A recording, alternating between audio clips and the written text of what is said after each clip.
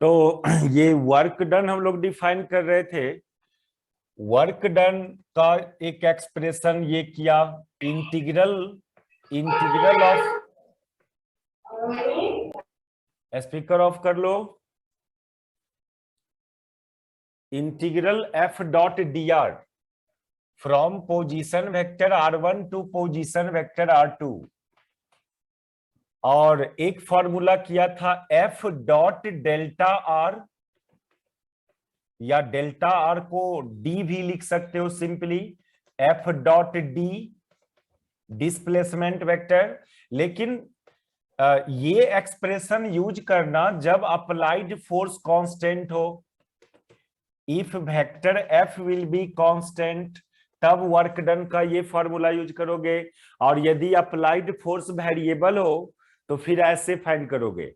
बार बार हम variable force का work पर फोकस कर रहे हैं। आपको वेरिएबल फोर्स का जब भी वर्क फाइंड करना तो क्या रूल्स बता रहे हैं, क्वेश्चन से फिर से एक क्वेश्चन करके देखो। इस पर वेरिएबल फोर्स का वर्क में आप लोग जनरली फंसते हो। कांस्टेंट फोर्स का वर्क में तो डायरेक्ट ये फॉर्मूला अप्लाई कर लोगे, एफ डॉट डी या एफ डॉट डेल्टा आर। कुछ न्यूमेरिकल्स भी किया पिछले क्लास हम लोग, उसको देखना, पिछला फर्स्ट क्लास को जरूर देखना। अभी एक दो क्वेश्चंस और वेरिएबल फोर्स वाला करें, फिर कुछ कांस्टेंट फोर्सेस वाला। इसको देखिए, a force F equal to A plus B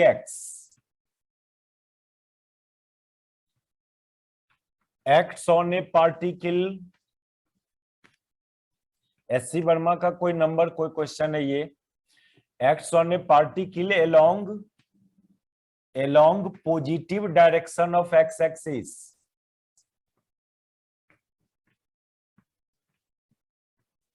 find work done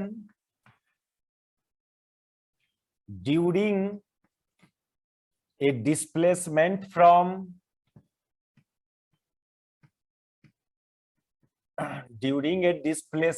from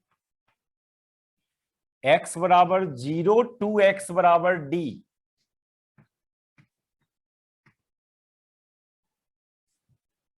clearly ये वेरिएबल फोर्स है, a प्लस बी एक्स पर डिपेंड कर रहा है। ये फोर्स अलग अलग x कोऑर्डिनेट पर अलग अलग फोर्स अप्लाई हो रहा है, तो वेरिएबल फोर्स है। एक पार्टिकल है जिस पर फोर्स लगाया x पॉजिटिव एक्स एक्सिस के लॉन्ग, ऐसे समझो ये एक्स एक्सिस, ये ओरिजिन, और एक पार्टिकल पर फोर्स लगा रहे हो आप, ये इस टाइप का force F equal to A plus B X. Clearly ये फोर्स फंक्शन है किसका, एक्स का। वेरिएबल फोर्स हुआ ये वेरिएबल फोर्स हुआ। तो वेरिएबल फोर्स के केस में वर्क डन फाइंड करने का जो स्टाइल है क्या है, जहां से जहां तक ले जाना है आपको x बराबर 0 से x बराबर d तक का डिस्प्लेसमेंट वाला वर्क निकालना है। तो जहां से जहां तक जाना है उसके बीच में एक आर्बिट्ररी पोजीशन इमेजिन करोगे, एक इंटरमीडिएट पोजीशन लेना होगा। मान लो during movement of particle at any instant of time, आपका पार्टिकल यहां है, मतलब मान लीजिए वो ओरिजिन से x दूरी पर है। ये अभी इस प्रोसेस को हम लिख दे रहे हैं, हम इस प्रोसेस को लिख दे रहे हैं, let at any instant of time, at any instant of time particle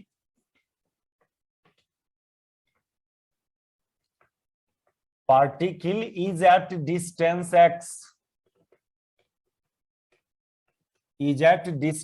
x, from O। यही इंटरमीडिएट पोजीशन हुआ, आर्बिट्ररी पोजीशन हुआ। अब क्या करोगे, अब उसमें एक स्मॉल डिस्प्लेसमेंट करवाना। नाउ पार्टिकल इज डिस्प्लेस्ड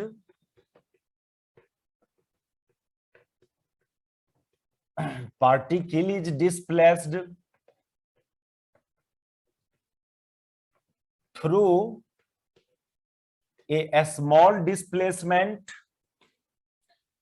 थोड़ा इस इधर वाला सब उतारो, इतना उतारो पहले, जहां से जहां तक ले जाना है पार्टिकल को उसके बीच में कहीं पर इमेजिन करना पार्टिकल को, एक आर्बिट्ररी पोजीशन इमेजिन करना, अब वहां पर एक स्मॉल डिस्प्लेसमेंट करवाना, फिर उस स्मॉल डिस्प्लेसमेंट वाला वर्क निकालेंगे, उसको फिर इंटीग्रेट करेंगे।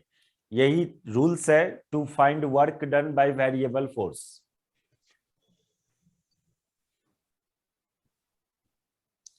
Now particle is displaced through a small displacement,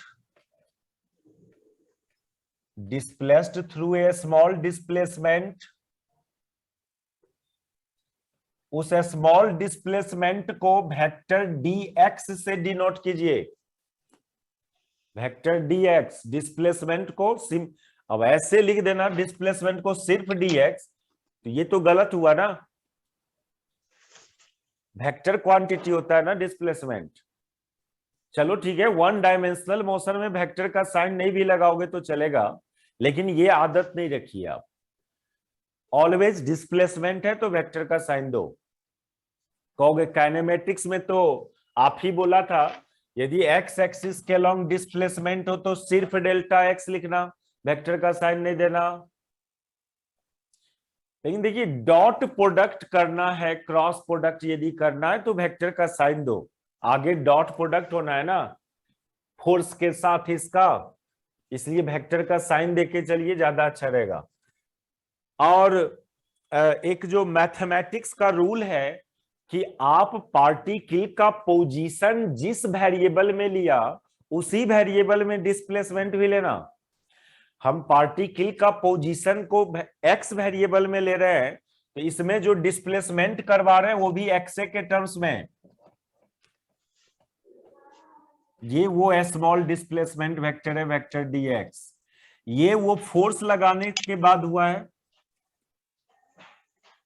कभी आप पोजीशन को r से दिखाते हो, पोजीशन वेक्टर r से, तो उस केस में स्मॉल डिस्प्लेसमेंट को dr से डिनोट करना। यदि पोजीशन को y से रिप्रेजेंट कर रहे हो तो डिस्प्लेसमेंट को dy से। ये सब कैलकुलस का रिस्ट्रिक्शन है, ऐसा नहीं कि पोजीशन को एक वेरिएबल में और डिस्प्लेसमेंट अदर वेरिएबल में, तो फिर ये गलत बात हो जाएगा। अब इसे स्मॉल डिस्प्लेसमेंट वाला जो वर्क होगा, then work done by F during this small displacement,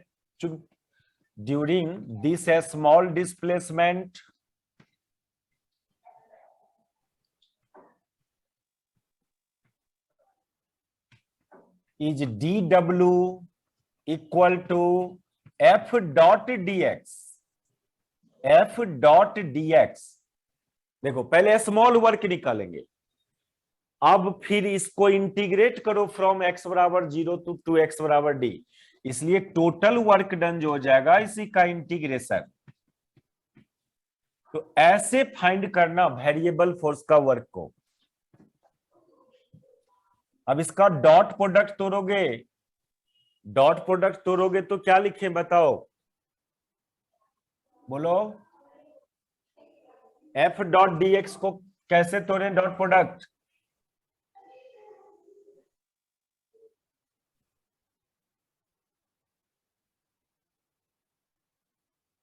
यहां बताइए, इसके बाद इसको हम क्या करें यहां।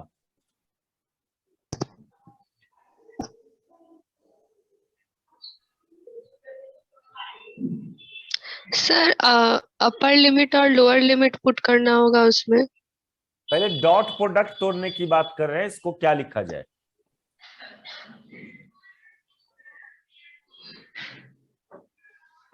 इंटीग्रेशन F बाहर आ जाएगा और dx जो है वो उसका इंटीग्रेशन हो जाएगा। F वेरिएबल है, F को इंटीग्रेशन से बाहर करोगे, ये तो वेरिएबल है ना, कैसे बाहर हो जाएगा ये। पहले तो डॉट प्रोडक्ट तोड़िए ना आप इसका, डॉट पर A डॉट B का क्या formula, A B dx cos theta. A B cos theta, Sir, f dx cos theta. cos theta होगा। f dx cos theta. चलो एक आदमी F D X cos theta बोला, और कोई, सब कोई का आंसर यही है। Sir sir F D X I cap हो, आई कैप भी होगा। F D X I cap, sir dx के जगह पे एक्स आई कैप होगा ना। नहीं डॉट प्रोडक्ट तोड़ो ना, डायरेक्ट हमको बताओ ना डॉट प्रोडक्ट तोड़ के। अच्छा ऐसा एक बात बोला था, छोड़ो, ए डॉट बी का फॉर्मूला क्या होता है? A B cos theta. चलो सब कोई सही है ना, यही बोलते, यही ठीक है ना? किसी को ऑब्जेक्शन है इस बात पर?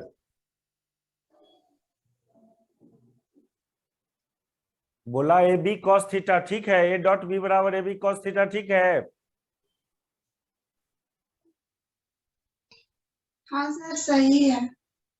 और सर यूनिट वो पहले भी होगा, सुनाओ, यूनिट सुनाओ। साइन। ए डॉट बी बराबर ए बी कॉस थीटा कभी मत लिखना। ए डॉट बी बराबर mod A mod B cos theta लिखना।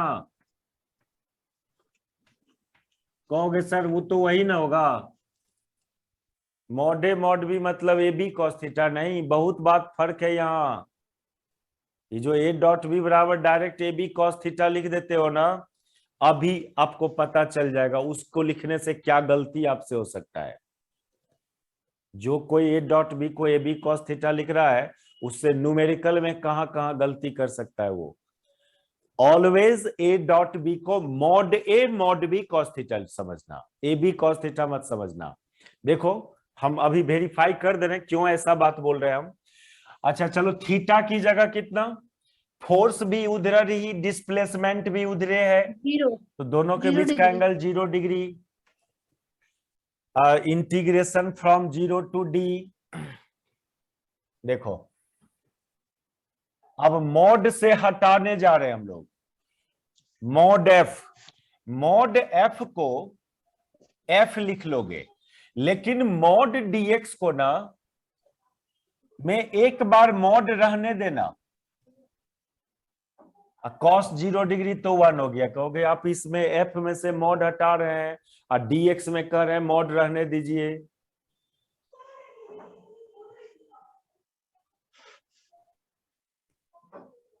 देखो मॉड का काम, दो काम होता है मॉड का, एक तो निगेटिव से पॉजिटिव बनाना और एक वेक्टर से स्केलर बनाना।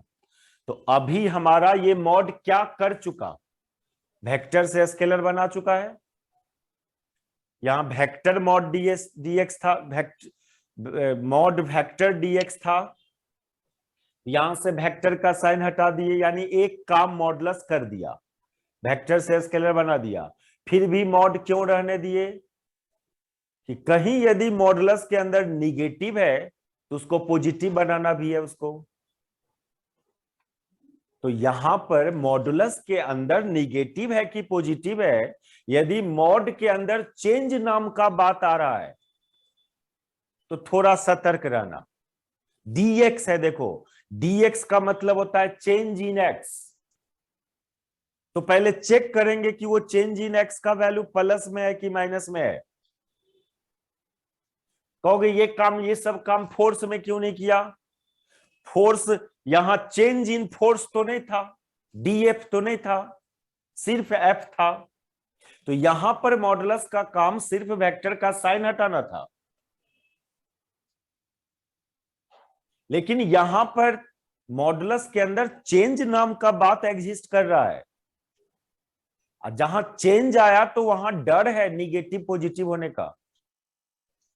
तो ऐसा जगह मॉडुलस को से डायरेक्ट बाहर मत कर देना, चेक कर लेना उस क्वांटिटी को कि वो पॉजिटिव है कि नेगेटिव है। तो हम लोग चेक करें, आप ओरिजिन से उधर जा रहे हो तो उधर जाओगे तो एक्स आपका इंक्रीज करेगा। एक्स इधर मिटाते हैं, एक्स हमारा इंक्रीज कर रहा है, एक्स इंक्रीजेज, इसलिए मॉड एक्स इंक्रीज किया तो ये जो dx हुआ ना ये पॉजिटिव होगा,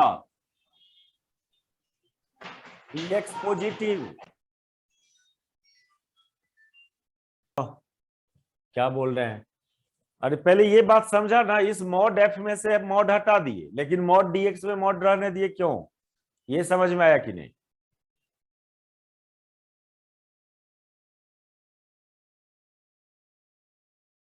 नहीं समझ में आई बात?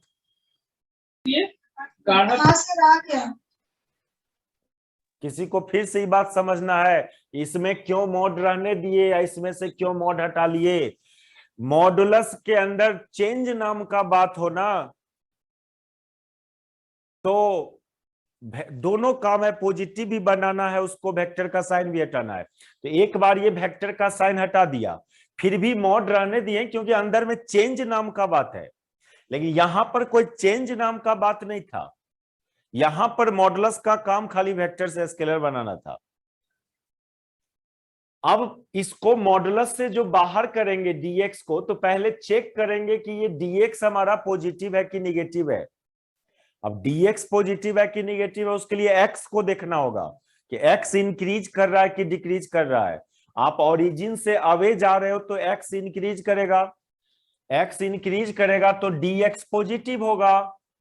कोई चीज यदि बढ़ रहा हो तो उसका चेंज पॉजिटिव होगा ना, change always final minus initial होता है ना, चेंज डिफाइन होता है फाइनल माइनस इनिशियल ना। और जब इंक्रीज करे कोई चीज तो फाइनल ज्यादा इनिशियल से भी कौन साइन देगा? पॉजिटिव साइन देगा। अब यदि dx पता चल गया कि ये पॉजिटिव है तो मॉड dx को बाहर में dx ही रहने देना। यदि ये निगेटिव होता तो बाहर लाने पर एक माइनस और डालते उसमें आप पॉजिटिव बनाने के लिए। ये नेक्स्ट क्वेश्चन में हम इस बात को समझा देंगे। अभी तो ये पॉजिटिव निकला, पॉजिटिव का मॉड बाहर आता है तो वैसे ही रह जाता है।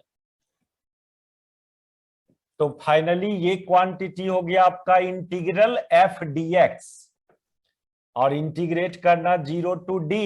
अब f की जगह जो दिया था वो सब्स्टिट्यूट कर दो, a plus B X into D X 0 to d, फिर इसको इंटीग्रेट कर लोगे तो a dx का a को बाहर कर सकते हो, a यहाँ कांस्टेंट क्वांटिटी है, a 0 to d plus b यहां से बाहर आएगा, x dx का इंटीग्रेशन 0 to d, जो आंसर आएगा आपका अपना इंटीग्रेट करना उसको। मेन बात ये सब था। देखो वर्क फाइंड कर रहे हो ना, वर्क में भी निगेटिव पॉजिटिव एंड जीरो, और वर्क का पॉजिटिव होना निगेटिव होना जीरो होना ये सब बहुत फिजिकल को सिचुएशन को रिप्रेजेंट करेगा। बाद में वर्क का साइन इतना केयरलेस बात नहीं है, वर्क का साइन पॉजिटिव आया उससे क्या फिजिकल सिचुएशन होगा, निगेटिव आया तो क्या फिजिकल सिग्निफिकेंस होगा, ये सब बहुत मायने रखता है। इसलिए साइन पर ध्यान देंगे, वर्क का साइन पर। और साइन को ध्यान देने के लिए ये सब जो कंसीडर किया हम लोग मॉडुलस उडलस वाला बात, इसको ध्यान पर रखना होगा। तो सिर्फ a डॉट बी बराबर A B cos theta always मत समझना, mod A mod B cos theta समझ के चलोगे तो आपका सब जगह बार बार एक बात बोलते उतार लिया ना। मान लो यही क्वेश्चन था, ए फोर्स एफ, या दूसरे क्वेश्चन से हम बताते हैं, चलिए क्वेश्चन भी दूसरा हो जाएगा और एक नया ये बात भी सीख जाओगे। मिटा दें इसको, लिखो एक charge particle capital Q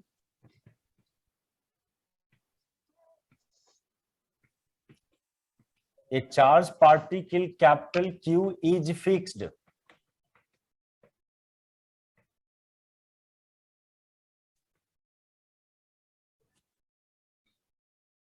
and another charge particle, इसको पॉजिटिव समझना, इस कैपिटल Q को हम पॉजिटिव नेचर का ले रहे हैं, Q greater than 0,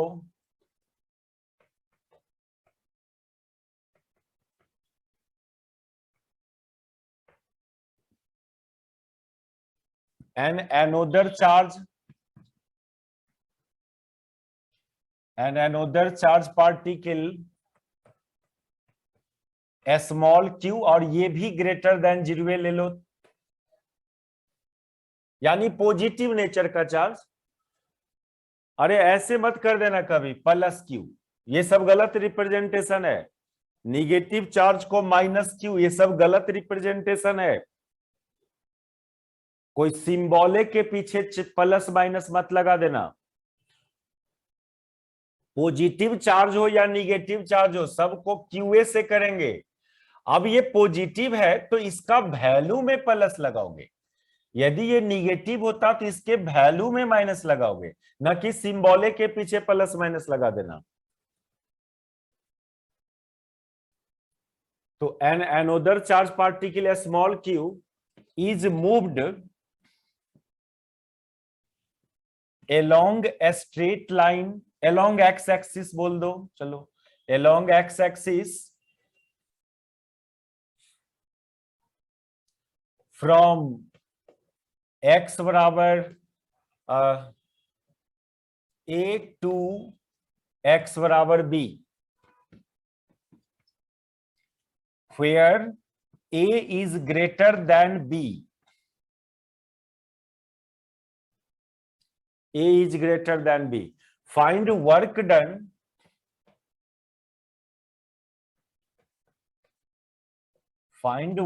done by electric force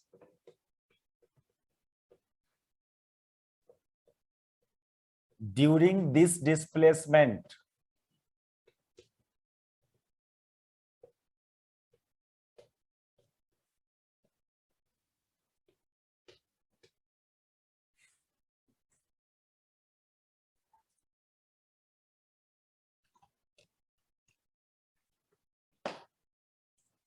लिख लिया क्वेश्चन? Yes sir.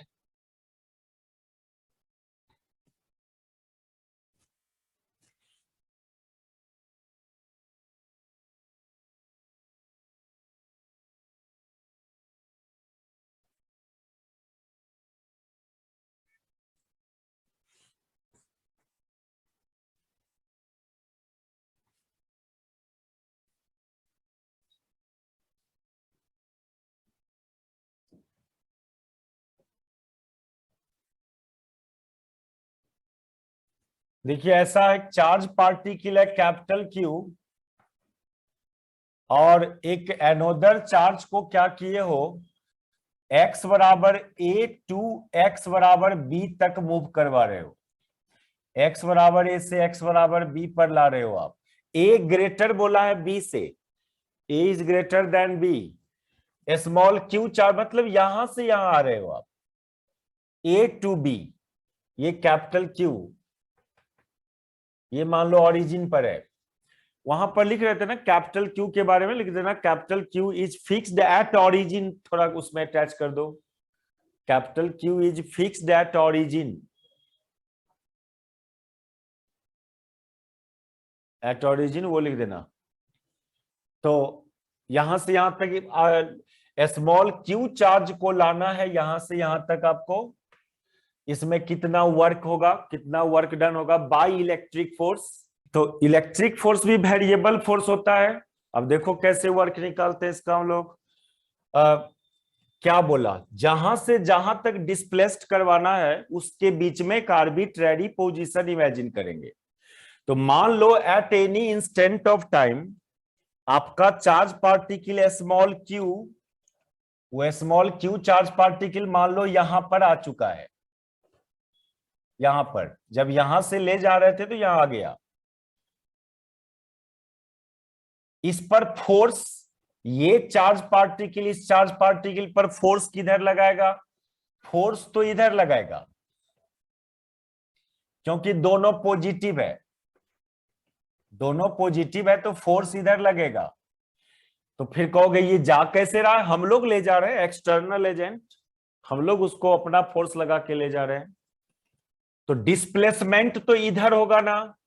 तो अब इसमें एक स्मॉल, अच्छा at any instant of time our charge particle at this position, ये बार बार इस बात को फोकस कर रहे हैं कि जहां से जहां तक ले जाना है उसके बीच में एक आर्बिट्रेरी पोजीशन लो।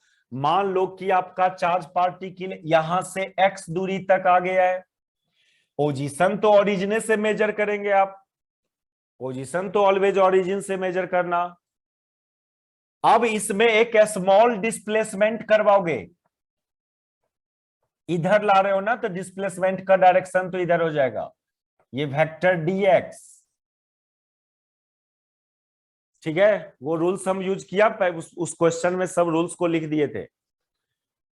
तो इस स्मॉल डिस्प्लेसमेंट वाला जो वर्क होगा dw, ये f dot dx, f dot dx force उधर लगा, क्योंकि ये चार्ज और ये दोनों चार्ज पॉजिटिव था तो फोर्स उधर लगा। अब इसका डॉट प्रोडक्ट तोड़ो, इसका डॉट प्रोडक्ट तोड़ोगे तो mod F mod dx cos 180 degree, force का डायरेक्शन वो, डिस्प्लेसमेंट का डायरेक्शन ये। मॉड एफ को एफ लिख देना, लेकिन मॉड dx में एक बार मॉड रहने दो, एक बार मॉड रहने दो। एक वेक्टर का साइन हटाने वाला काम कर दिया आपका मॉड, फिर भी मॉड रहने दिए हो आप, क्योंकि चेक करेंगे कि ये निगेटिव है कि पॉजिटिव है। और ये cos 180 डिग्री तो -1। अब चेक करो x के बारे में कि x हमारा इंक्रीज कर रहा है कि डिक्रीज कर रहा है। तो आप उधर से आ रहे हो ना, यहां से यहां तक आने वाला वर्क पूछे हम, यानी ऐसे आ रहे हैं आप, ऐसे आओगे तो x तो घटेगा ना, यहां पर x डिक्रीज करेगा। और जब कोई चीज डिक्रीज करे तो dx का मतलब होता है फाइनल माइनस इनिशियल, यानी फाइनल वैल्यू कम जाएगा इनिशियल से, तो ये डिफरेंस आपको निगेटिव में आएगा। और जब कोई चीज निगेटिव है तो उसका मॉडुलस से बाहर जब करोगे ना आप उसको, तो एक माइनस और आपको अलग से लगा देना पड़ेगा। कोई निगेटिव क्वांटिटी का मॉड करोगे तो बाहर लाने पर एक माइनस और लगा देना एक्स्ट्रा। कहोगे मॉड का काम तो पॉजिटिव बनाना होता है, आप और निगेटिव बना दिए उसको। कहां निगेटिव बना दिए हम? ये निगेटिव थोड़ी है, ये पॉजिटिव है पूरा, क्योंकि dx खुद निगेटिव है, dx खुद निगेटिव है और एक निगेटिव हम लगाए हुए हैं, तो मिलके ऑल ओवर पॉजिटिव ना हो जाएगा वो।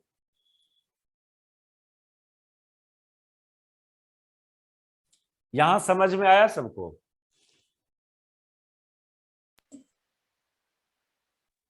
Yes sir. Yes sir.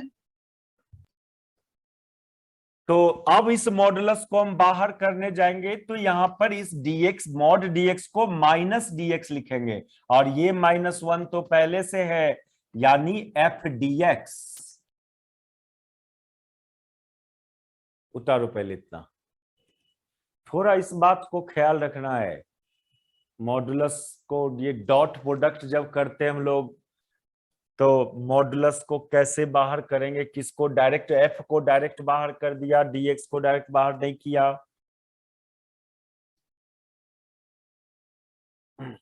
आप लोग इसको बनाते ना, तो आप लोग के अकॉर्डिंग ये -f dx आता। आप तो इस बात का ख्याल करते नहीं, आप तो f dx cos 180 degree direct कर लेते, आप लोग पर छोड़ देते इसको बनाने के लिए। तो आप लोग डायरेक्ट बोलते बताओ इसका डॉट प्रोडक्ट कितना, तो बोलते sir f dx cos 180 degree. बताओ हम सही सोच रहे हैं कि नहीं? आपका माइंड का बात हम कैसे जान रहे हैं? यही बात है ना, यही सोचते ना आप लोग?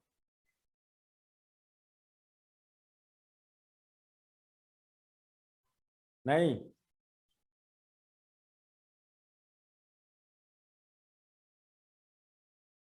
देखो कैसे वो जो ए बी डॉट बी को ए बी कॉस थीटा समझ के चलेगा, वो तो यही करेगा।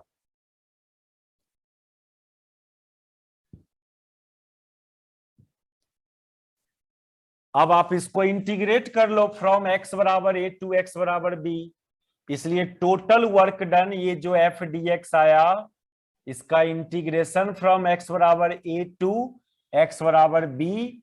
एफ तो इलेक्ट्रिक फोर्स है ना, electric force 1 Q/4πε0 x square, ये सब्स्टिट्यूट करना है यहां पर,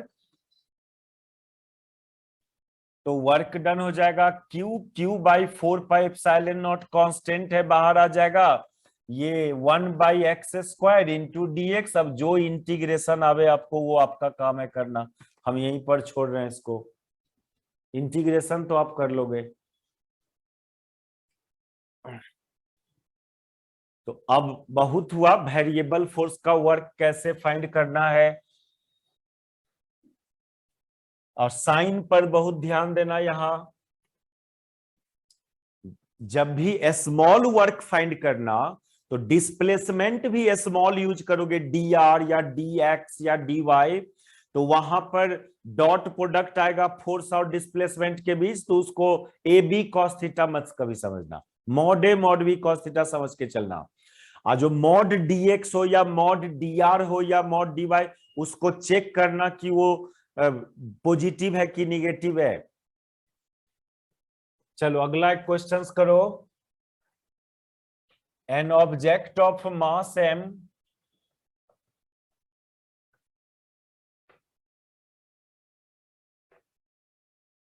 slides down along an inclined rough plane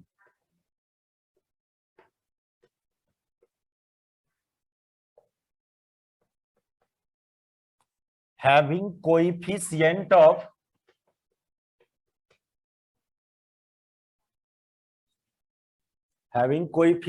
of kinetic friction mu equal to 0.2। m का भी कुछ वैल्यू दे दो, 2 kg या कुछ भी, 2 kg लिख दो। फाइंड फर्स्ट में work done by gravitational force,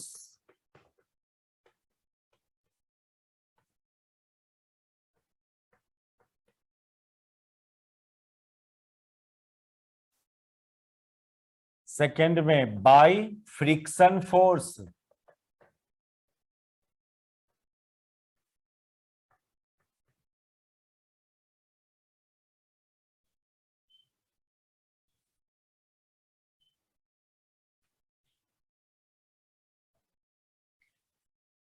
in time t बराबर 2 सेकेंड।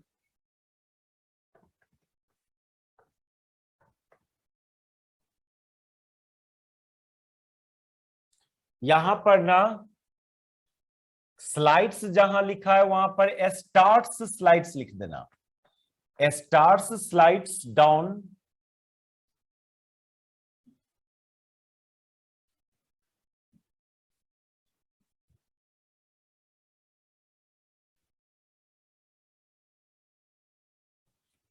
एक इंक्लाइंड रफ प्लेन है, इंक्लाइंड रफ प्लेन, इसका एंगल ऑफ इंक्लिनेशन की बात नहीं किया, वो भी छूट गया ना।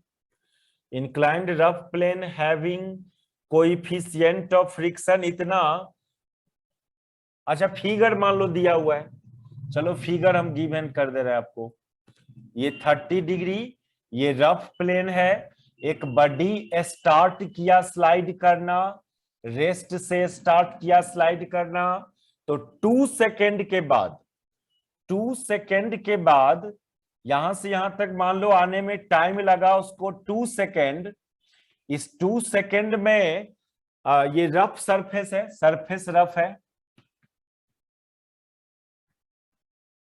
2 सेकेंड में ग्रेविटेशनल फोर्स का कितना वर्क हुआ और फ्रिक्शन फोर्स के द्वारा कितना वर्क हुआ इन 2 सेकेंड।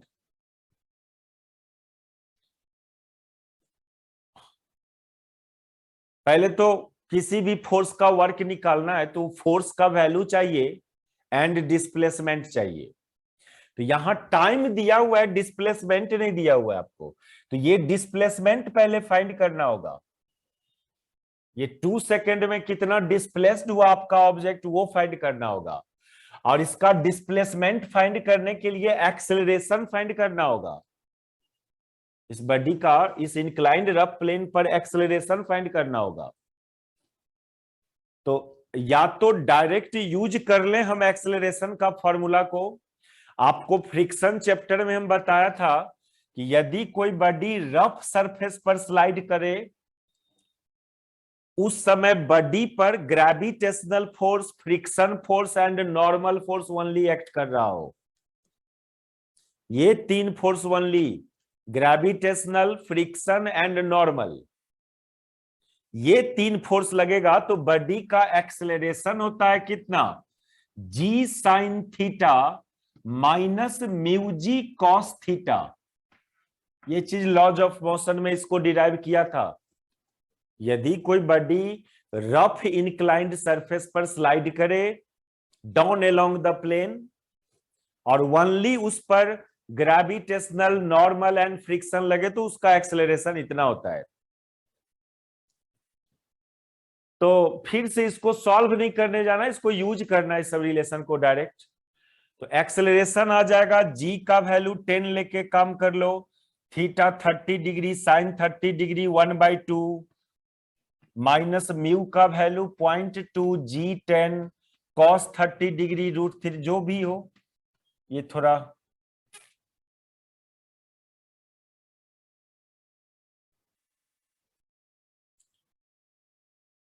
ये एक्सेलरेशन आएगा, और जब एक्सेलरेशन आ गया तो फिर डिस्प्लेसमेंट निकालो।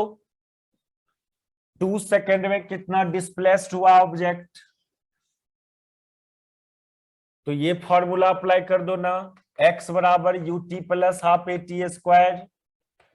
रेस्ट से स्टार्ट किया है आपका ऑब्जेक्ट, तो u0 a निकालिए लिए हो आप, a का वैल्यू 5, ये कितना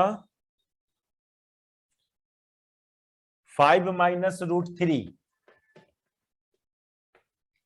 और t का वैल्यू 2 सेकेंड दिया ही हुआ है, इसको सॉल्व कर लेना, डिस्प्लेसमेंट आ जाएगा। अच्छा, और डिस्प्लेसमेंट आ गया तो work done by gravitational force and work done by friction force की बात करोगे, तो ग्रेविटेशनल फोर्स में क्या है, ग्रेविटेशनल फोर्स तो ठीक वर्टिकली डाउनवर्ड एक्ट कर रहा है, जबकि डिस्प्लेसमेंट का डायरेक्शन इधर है। नहीं, ये एंगल 30 डिग्री, ये डिस्प्लेसमेंट का डायरेक्शन है, ये ग्रेविटेशनल फोर्स का डायरेक्शन, तो इसके बीच का ये एंगल कितना, ये एंगल तो 90 माइनस थीटा होगा ना, 90 माइनस 30 होगा ये एंगल, यानी डिस्प्लेसमेंट वेक्टर और mg के बीच का एंगल 90 माइनस 30 डिग्री। तो सब कुछ उतार लिए हो,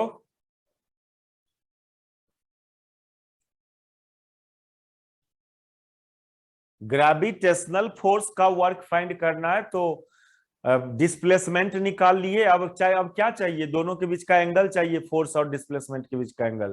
तो डिस्प्लेसमेंट इधर हुआ, फोर्स है ठीक वर्टिकली डाउनवर्ड, इसके बीच का एंगल ये 90 माइनस 30।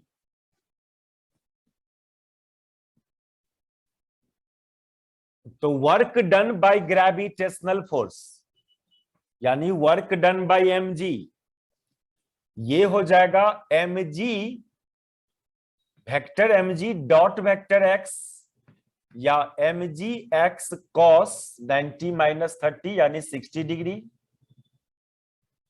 90 माइनस 30 यानी 60 डिग्री। x का वैल्यू वहां निकला हुआ है, मास गिवन है, ये work done by gravitational force हो गया। फिर work done by friction force निकालिएगा, तो फ्रिक्शन फोर्स तो ऑलवेज डिस्प्लेसमेंट का ऑपोजिट एक्ट करता है ना, फ्रिक्शन फोर्स तो डिस्प्लेसमेंट के ऑपोजिट। तो फ्रिक्शन फोर्स का वर्क करोगे तो फ्रिक्शन फोर्स का डॉट प्रोडक्ट डिस्प्लेसमेंट, इसके बीच का एंगल 180 डिग्री है, तो ये FR इंटू कॉस 180 डिग्री। अब फ्रिक्शन फोर्स का वैल्यू सब कोई जानते हैं, म्यू एन, एन का वैल्यू कितना, एन का वैल्यू mg cos थीटा। ये सब लॉज ऑफ मोशन में देखे हो ना, ये बात सब, कि यदि कोई बॉडी है इंक्लाइंड प्लेन पर तो एक नॉर्मल फोर्स लगता है, एक mg लगता है, फिर mg का ये कंपोनेंट लेते हो ना, ये एंगल थीटा तो ये भी एंगल थीटा, तो mg का एक कंपोनेंट इधर mg cos थीटा, तो n बराबर mg को, सब लॉज ऑफ मोशन में किया हुआ है, उसको यूज करो उस बात को। n बराबर mg cos थीटा।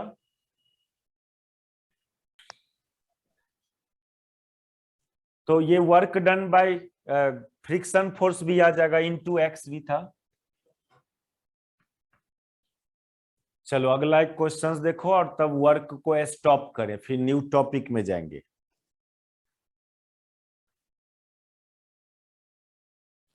लिखिए, an object slides down along a rough inclined plane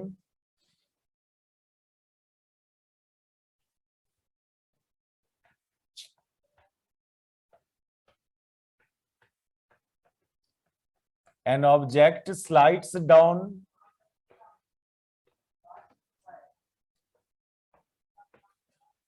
along a rough inclined plane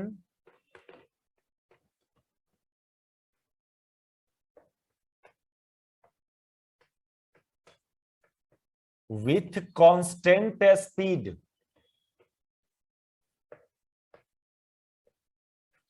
object of mass m लिख देना, object of mass m slides down along a rough inclined plane with constant speed. Find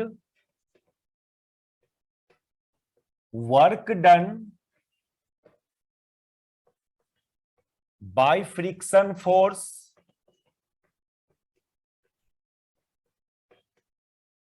during a displacement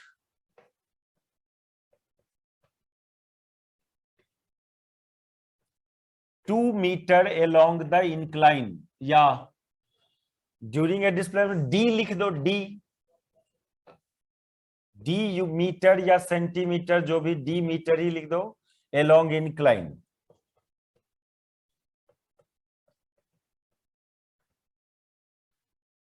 अब value कुछ भी हो, symbol का, मास का value कुछ भी, डी का वैल्यू कुछ भी हो, यहाँ पर मेन बात वो सीखना नहीं ना है, सीखना है कि इस मॉडल का रहा तो फिर क्या करेंगे, डी क्या का वैल्यू क्या है, एम का वैल्यू क्या है, ये सब हम लोग कोई बुक थोड़ी लिख रहे हैं कि नहीं वैल्यू दिए की बात करें। यहां भी रफ इंक्लाइन प्लेन पर ही स्लाइड करने की बात किया, और फ्रिक्शन फोर्स का वर्क पूछ रहे हैं हम आपसे। आप कहोगे सर आपने तो डिस्प्लेसमेंट दे दिया यहां d मीटर, लेकिन फ्रिक्शन फोर्स का वर्क है तो फ्रिक्शन फोर्स तो फाइंड करना होगा। अब फ्रिक्शन फोर्स जो फाइंड करोगे, सरफेस का हम म्यू देवे नहीं किया आपको, म्यू एन होता है फ्रिक्शन फोर्स का वैल्यू, अब म्यू गिवन ही नहीं है क्वेश्चन में। चलो इतना ये भी पता है कि फ्रिक्शन फोर्स और डिस्प्लेसमेंट का डायरेक्शन अपोजिट है, तो work done by friction force जब निकालने जाएंगे तो एफ आर डॉट डी, इसके बीच का एंगल 180 डिग्री, ये तो समझ रहे हो कि फ्रिक्शन, ये बॉडी, ये इंक्लाइंड प्लेन, अच्छा इंक्लाइंड प्लेन का एंगल ऑफ इंक्लिनेशन भी दिया हुआ होगा, सपोज करो थीटा, और ये बॉडी है जो डिस्प्लेस कर रहा है इस डायरेक्शन में, ये मूव कर रहा है, तो फ्रिक्शन फोर्स का डायरेक्शन तो यही रहेगा, डिस्प्लेसमेंट का डायरेक्शन इधर आएगा। तो एंगल तो पता है आपको, F R D cos pi, D भी दे दिया हम आपको, लेकिन फ्रिक्शन फोर्स के लिए क्या करोगे, फ्रिक्शन फोर्स का वैल्यू यहां पर कहां से लाएंगे, म्यू नहीं गिवन है सरफेस का, सरफेस का म्यू गिवन नहीं है, तो कहां से फ्रिक्शन फोर्स पर फाइंड करें, क्या किया जाएगा यहां पर,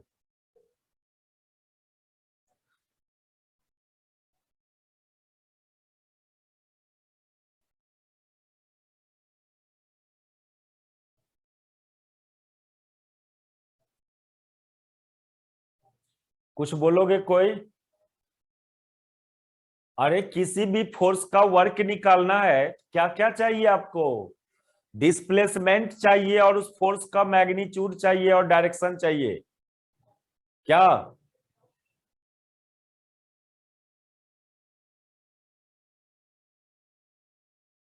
इतने ही बात चाहिए ना किसी भी फोर्स का वर्क के लिए। तो डिस्प्लेसमेंट तो हम दे दिया। अब फ्रिक्शन फोर्स का वैल्यू जो फाइंड करोगे म्यू एन, म्यू नहीं गिवन है तो क्या किया जाए इसके लिए? कहां से आएगा फ्रिक्शन? अरे एक बात देखो ना, आप लोग क्वेश्चन का यूज नहीं करते हो, क्वेश्चन का यूज ही नहीं करते हो आप लोग। क्वेश्चन ही समझो सॉल्यूशन है। ये नहीं दिया फ्रिक्शन फोर्स तो एक बात का सर हाँ कांस्टेंट स्पीड है तो हाँ एक्सीलरेशन 0 होगा और Fr equals to mg sin theta ले लेंगे। हाँ, यही जानना था। यदि वह स्पीड कांस्टेंट है दैट इज इसका एक्सेलरेशन 0 है। एक्सेलरेशन 0, एक्सेलरेशन 0 का मतलब फ्रिक्शन फोर्स का मैग्नीट्यूड mg sin थीटा के बराबर होना। ये जो आप रखते हो इस बॉडी पर, ये जो फोर्स लगा mg, तो mg एक इधर लगा नॉर्मल रिएक्शन फोर्स,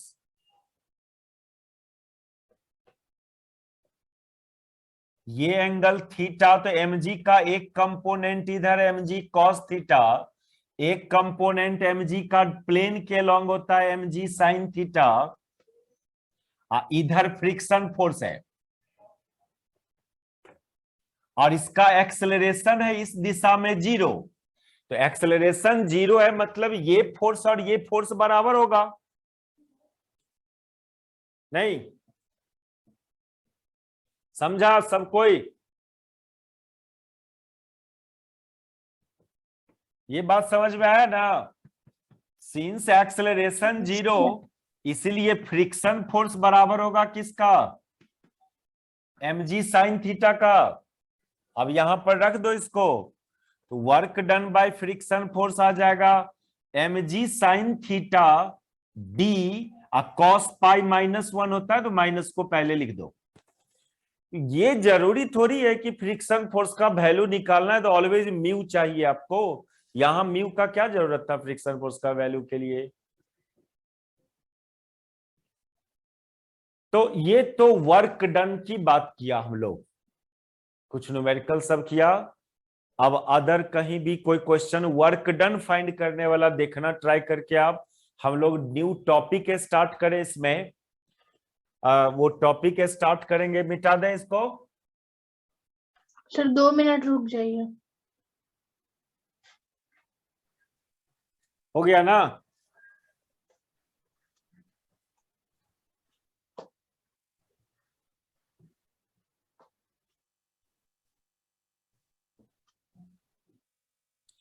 लिखो टॉपिक में potential energy, gravitational potential energy.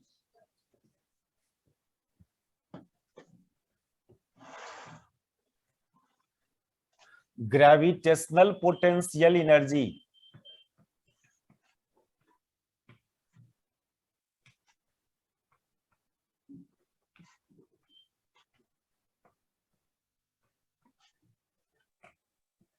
थोड़ा सा यदि 9/10 का हेल्प लें तो आप potential energy, gravitational potential energy 9/10 में भी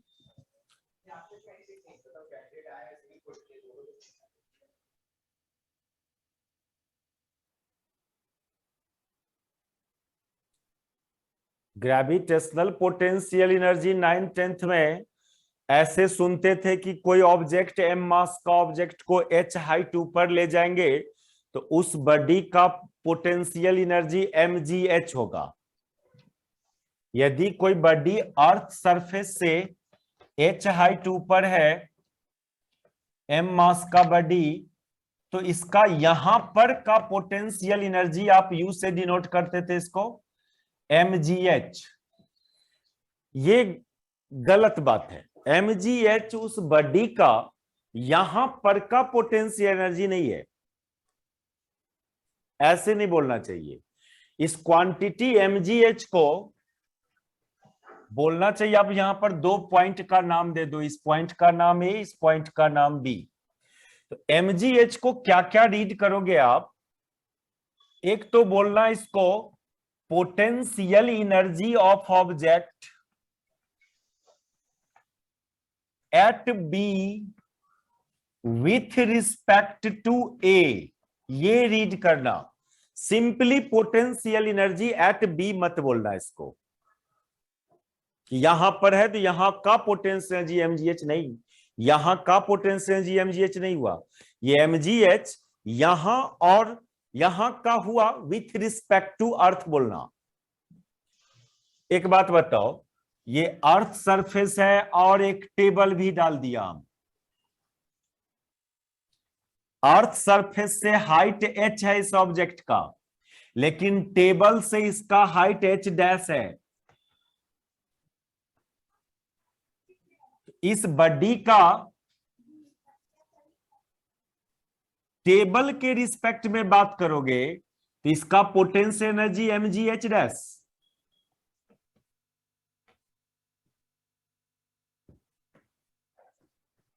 तो देखो, टेबल के रिस्पेक्ट में इसका पोटेंशियल एनर्जी mgh डैश, लेकिन अर्थ के रिस्पेक्ट में उसी बॉडी का उसी पोजीशन पर पोटेंशियल एनर्जी mgh।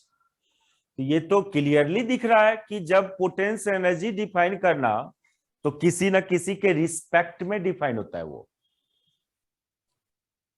आप जहां से हाइट मेजर किया उसके रिस्पेक्ट में बोलना। तो खाली इस बॉडी का यहां का पोटेंशियल एनर्जी mgh है, ये मीनिंगलेस बात, टोटली मीनिंगलेस बात। बॉडी तो वही है, वही बॉडी है, वहीं पर है, लेकिन टेबल से हाइट उसका h डैश है तो टेबल के रिस्पेक्ट में पोटेंशियल एनर्जी mgh डैश और अर्थ के रिस्पेक्ट में mgh। तो u डैश को mgh डैश, ये हुआ potential energy of object with at B. ये पोजीशन को हम चेंज नहीं कर रहे, हम ए को चेंज कर दिया, ए को ए डैश नाम दे दो या सी नाम दे दो। विथ रिस्पेक्ट टू सी या टेबल भी बोल सकते हैं। मतलब ये कहीं कोई बॉडी का कहीं पर का पोटेंशियल एनर्जी एक रिस्पेक्टिव चीज है, किसके रिस्पेक्ट में उस बॉडी का यहां पोटेंशियल एनर्जी है। सिर्फ mgh को पोटेंशियल एनर्जी नहीं बोलना है, पोटेंशियल एनर्जी बोलना है विथ रिस्पेक्ट टू। अब पता करो कि h कहां से मेजर किए हो, अर्थ से मेजर किए हो तो with respect to earth, table से मेजर किए हो तो with respect to table.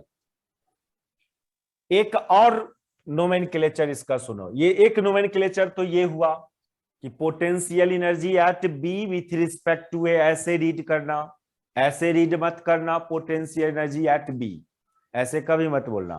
Potential energy at B with respect to A, ऐसे बोलना। बोलो, ये उतार लिया? No sir.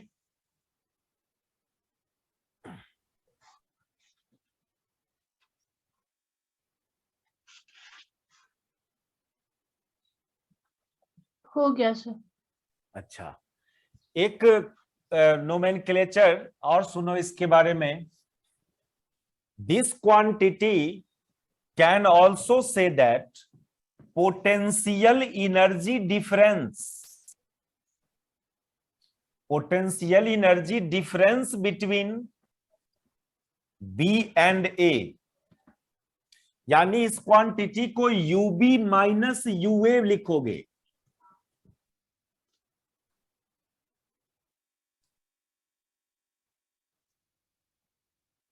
UV minus U A. तो चलो, ये 9th-10th लेवल से आप इस mgh को खाली पोटेंशियल एनर्जी बोलते थे, उसमें थोड़ा सा ये सब नाम अब लेना। अब हम लोग इस क्वांटिटी को देखें, वर्क डन के टर्म्स में देखें इसको, कि ये quantity work done by gravitational force है कि work done against gravitational force है, कि work done by external agent है, अपने आप तो बडी नहीं आ जाएगा। यहां पर वर्क डन के टर्म्स में चेक करो इस क्वांटिटी को कि ये क्या है।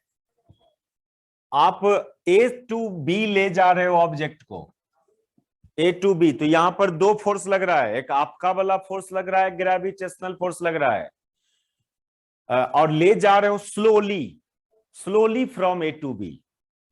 कभी मोशन मूवमेंट कैसे करवा रहे हैं ये नहीं पता हो तो स्लो मोशन ही समझ के चलना। तो work done by mg find करें हम लोग फ्रॉम ए टू बी। ऐसे कभी लिखा तो इसको लैंग्वेज में क्या रीड करना, work done by mg on going from A to B. तो mg dot vector A B. अब इसका डॉट प्रोडक्ट तोड़ेंगे तो mg तो नीचे, mg तो ऑलवेज नीचे एक्ट करता है, mg का डायरेक्शन ऑलवेज नीचे और ab का डायरेक्शन ऊपर, डिस्प्लेसमेंट का डायरेक्शन ऊपर, तो एंगल 180 डिग्री। तो mg into ab into cos pi. आप कहोगे सर आपने अभी कुछ देर पहले उस क्वेश्चन में बोला था कि ए डॉट बी तोड़ना तो मॉड बी के टर्म्स में तोड़ना, यहाँ आप ही A dot A B cos theta कर रहे हैं, तो यहाँ चेंज नाम का बात नहीं है, यहाँ कहीं पर चेंज नाम की बात नहीं है। तो कर सकते हो ऐसे। ए बी का वैल्यू h है तो ये माइनस mgh आया, ए बी की जगह h डाल दिया तो ये तो माइनस mgh आया। Work done by gravitational force minus mgh आया। अब आप निकालो आप work done against gravitational force.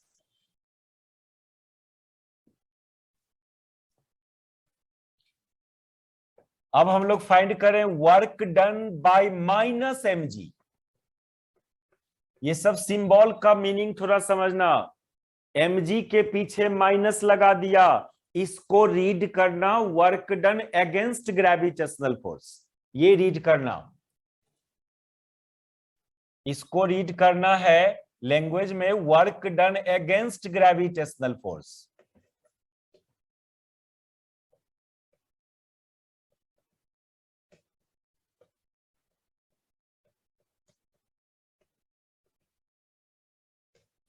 और W प्लस mg है तो इसको रीड क्या करना, इसको रीड करना work done by gravitational force.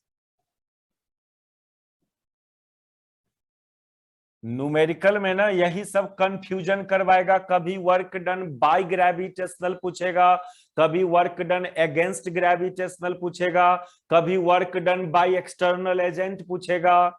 ये बाय अगेंस्ट यही सब में कंफ्यूजन होगा आपको खूब। तो वर्क डन अगेंस्ट ग्रेविटेशनल मतलब work done by minus mg का वर्क, तो minus mg dot A B. अभी माइनस mg का वर्क निकाल रहे हो तो माइनस में mg डॉट ए बी। और अभी कुछ देर पहले mg डॉट ए बी निकाला था, वो माइनस mgh आया था, वो आया था माइनस mgh, तो ये टोटल निकल के आ गया प्लस mgh। अब बताओ, जिस क्वांटिटी को आप पोटेंशियल एनर्जी बोलते थे वो क्वांटिटी क्या निकला, work done against gravitational force निकला वो।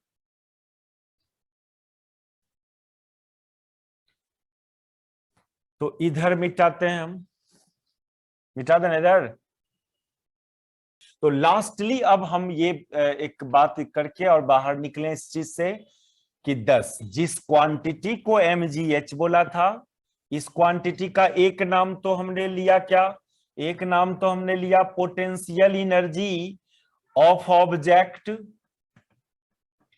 Eight B with respect to A, ये नाम लिया। दूसरा नाम लिया हम लोग क्या, change in potential ub minus ua, change in potential energy between b and a, मतलब ub माइनस ua, ये नाम लिया। दूसरा बात यहां क्या बोला, work done against gravitational force, work done against gravitational force,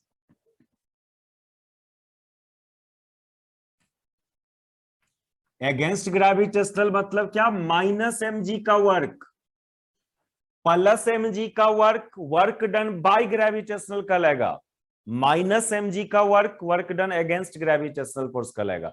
तो क्वेश्चन में लैंग्वेज यदि अगेंस्ट किया तो माइनस लगा देना उस फोर्स में। इन moving the object from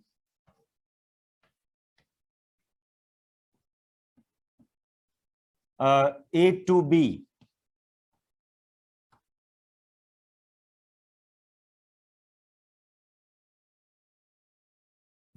work done against gravitational force, यानी मान लीजिए अर्थ सरफेस से आप लाया यहां पर, तो ग्रेविटेशनल फोर्स के अगेंस्ट कितना वर्क हुआ वही वर्क mgh हुआ, और वो यहाँ का पोटेंशियल एनर्जी होगा अर्थ के रिस्पेक्ट में, या अर्थ और यहाँ के बीच का चेंज इन पोटेंशियल एनर्जी होगा। वो सिर्फ पोटेंशियल एनर्जी तो अब बोलना ही नहीं mgh को, या तो चेंज इन पोटेंशियल एनर्जी बोलना या potential energy at this point with respect to earth, ये रीड करना।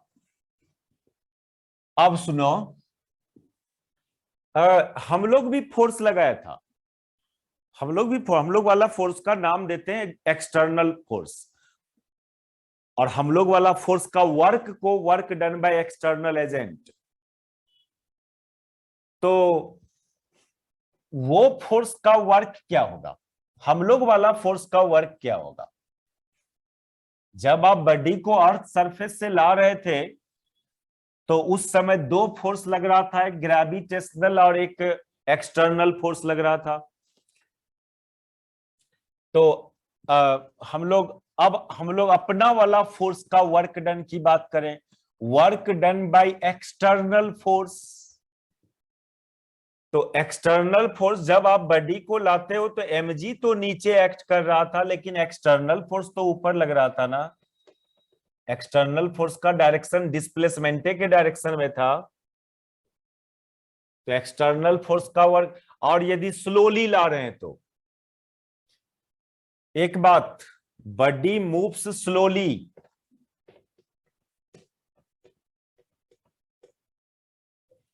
स्लो मोशन से क्या होता है, स्लोली बोलने का मतलब मैथमेटिक्स में क्या यूज करोगे उसको, वेलोसिटी कांस्टेंट, एक्सेलरेशन जीरो।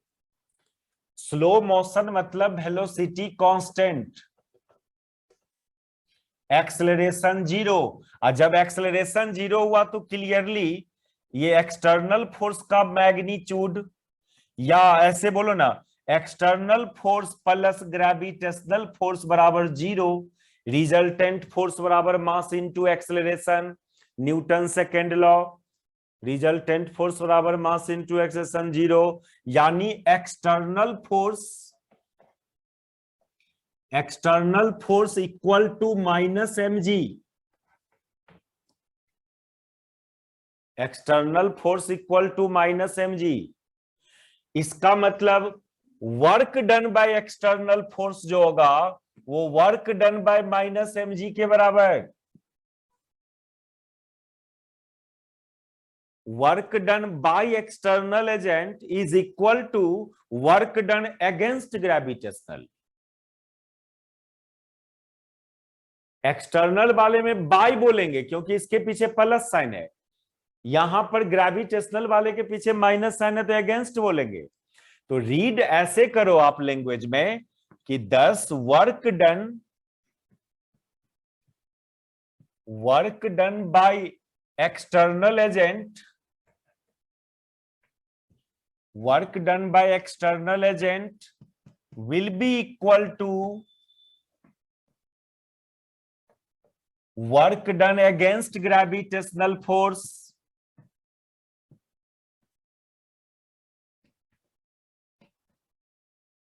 यहां देखो सब मैथमेटिक्स यहां किया हुआ है, प्रूफ मिल जाएगा। जब स्लो मोशन होगा पार्ट ऑब्जेक्ट में, स्लोली आप ले जाओगे ऊपर, तो उस समय क्या होगा कि वेलोसिटी कांस्टेंट होगा।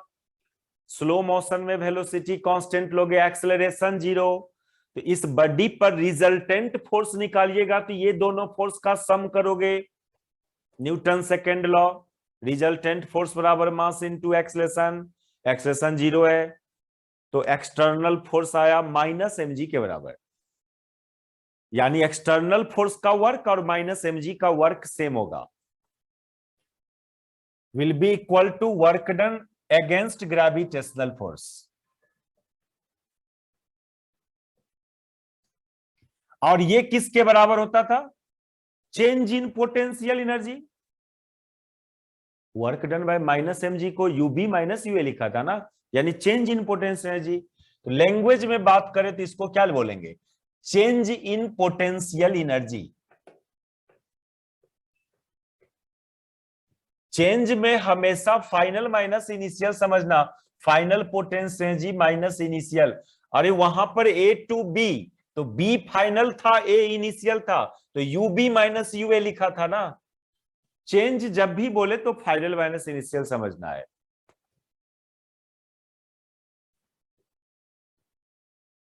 एक जनरलाइज्ड बात करें यहां पर आप, अच्छा उस चीज को पढ़ना होगा पहले, अभी बताएंगे तो अब रहने दो, इसको हम लोग नेक्स्ट क्लास करेंगे। इस पर फिर इसके बाद हम लोग वर्क एनर्जी प्रिंसिपल पढ़ेंगे और कंजर्वेशन ऑफ एनर्जी, फिर आ जाएंगे न्यूमेरिकल में। एक दो कंसेप्ट और पढ़ने के बाद फिर potential energy and work energy principle का combined and conservation of mechanical energy पर कंबाइंड न्यूमेरिकल सब रहता है। तो पोटेंशियल एनर्जी कंसेप्ट को देखना और आगे देखना हो तो work energy principal and conservation of energy को एक बार चेक करना।